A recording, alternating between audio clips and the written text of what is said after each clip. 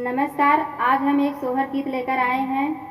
मथुरा में श्री कृष्ण जन्म लिए हैं और उनकी माता इतनी खुश हैं कि उनकी खुशी समा नहीं रही है। इसी भाव का गीत है सोहर। तो चलिए सुनिए।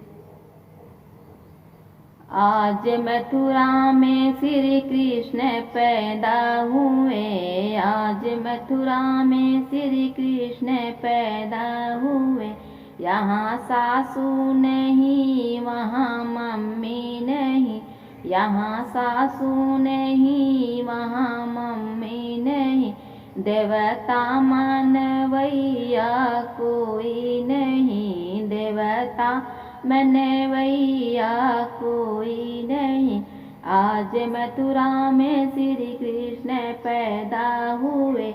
आज मथुरा में श्री कृष्ण पैदा हुए। यहाँ जेठनी नहीं वहाँ भाभी नहीं। यहाँ जेठनी नहीं वहाँ भाभी नहीं।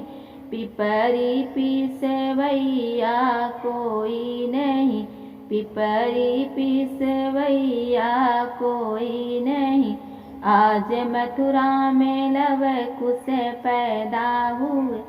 आज मथुरा में श्री कृष्ण पैदा हुए। यहाँ ननदी नहीं वहाँ बहना नहीं। यहाँ ननदी नहीं वहाँ बहना नहीं।